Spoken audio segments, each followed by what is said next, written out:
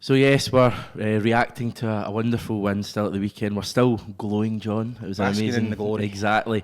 One man who certainly wasn't completely basking in the glory at one stage during the game on Sunday was Jeremy Frimpong, who, got sent off. We can't disguise that fact or hide it in his first ever big final. However, I've never known a player to get sent off and there's still to be such an overwhelmingly positive reaction after the game. And it says a lot about A, the way he played, and B, just how likeable he is and how much the Celtic support love him. For me, in a team that wasn't great on Sunday, especially in the first half, he was probably, in terms of the outfield players, he was one of the good ones that really took the game to Rangers. And I mean, it says it all when Rangers, record signing of the last few years, Ryan Kent, doesn't get a kick. No, he was just nullified by a player that's turning 19 this week.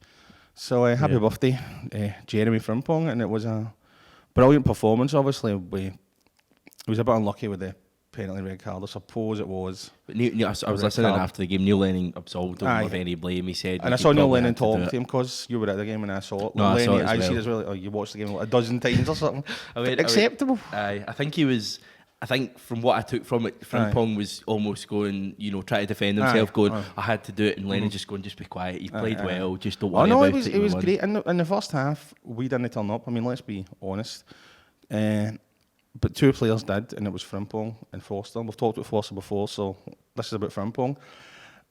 It's just an unbelievable rise. I mean, there's no way when we signed him, Morris Bauer and Elhamed, that anybody thought Frimpong would be anything other than a player that's here for the future. I mean, he signed like a 4-year deal, so it was obviously bought for the future. But then he took advantage of a bad injury crisis for like Thistle in the Betfred Cup, and I mean, since no long after that, he's been first choice on merit in the domestic football. And if he keeps playing as well as he is, when we're in the last 32 for the Europa League, he could be first choice there as well. I mean, I think the only player that could stop him being first choice is Elhamed, who's a good player. That. But for the time being, he's been brilliant. I mean, I don't even think you can say that he failed yesterday because, he gets sent off, but it was a great performance. And he was great yesterday. He was brilliant up at Pretoria, one of the hardest away games. Semi-final against Hibs, he was good. So every test, I would say, he's passed. The only thing he's got now is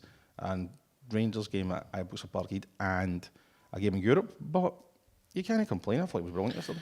I think when you're touching on Elhamed there, it's a really good point, and I think those two are the two that would go for it. I think Bauer's a decent third choice to have. Like, he's not bad. I know, but I mean, I can't see us keeping him. I think he'll go at the end of the season. Yeah, no, I'd agree. But in terms of, those two, Frimpong and Elhamed, the great thing for me, and we talk about it in the left wing where, El Yunusi and Johnson being so different, those two at right back are so different. I mean, Frimpong's this, almost, I've heard him talking about how he modelled his game in Dani Alves, and you can see why, like he plays a similar way, whereas Elhamed's, this more defensive-minded, solid player for maybe I'm not saying you wouldn't trust Frimpong in any game at the moment, but maybe Elhamed's better suited to tough away European games, Ibrox, that kind of thing.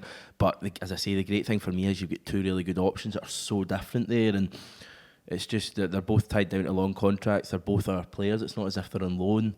And when you compare it to this time last year when we had Mikael Lustig and Gamboa and players like that, I mean, Anthony Ralston was getting games for us at the start of this season. It's night and day. And I just absolutely love Frimpong. I can't think of a Celtic player I've loved more like in the last few years. He's such a likeable guy. I take it you saw all of his interviews. I did, yes. He was extremely excitable and I don't blame him. I thought he was terrific. We can't really say enough. No. Superlatives, I mean, well done. In the past, we've had a go at Neil Lennon for like some of his sort of oddball decisions. Like, he's done like curveballs in the past, and there was like a leaked team going about that said they were going to play Ayer at right back or something on Saturday night. I saw that when I got in, wasn't it? Aye, and I thought, no, we'll play Frimpong. We'll give him a chance, and he took the chance. Well, you can't say anything more than. He panicked really for the red card. He should have just let Morelos hit the shot because Morelos would have missed anyway. But he panicked for the red card and the flip side, maybe he knew Morelos would miss a penalty anyway. And so. Like gave him a moment. Aye, that's true. And helped change the game. Well, he gave us the greatest moment in the game, probably. Well, that's true. So thank you, Jeremy. Yes, another uptick for him. But no, he was great, and obviously he's not going to play against Cluj this week because he's ineligible. But what is it? We're playing Hibs again next week, and I would expect him back in the team and to have no worries about playing him when we play Rangers again at the end of the month. I'd agree completely. Yep. So it's a yes for Jeremy Frimpong. Indeed, yes. 10 out of 10. 10 out of 10. Well, let us know what you thought about Jeremy Frimpong or what you think about him so far, because as I say, he's been great on the park. His interviews are amazing off the park. I mean, I don't think he's had a hell of a lot of media training, but that's quite refreshing nowadays, I think, when you've got all these robots answering questions after games, and now you've got this guy, Jeremy Frimpong, who just lets his feelings come across. It's just like he's talking to his mates down the pub. It's just real endearing quality about him. So let us know what you think of Jeremy Frimpong. What's the future for him at Celtic? Is he now our first choice, or is he still one for the future?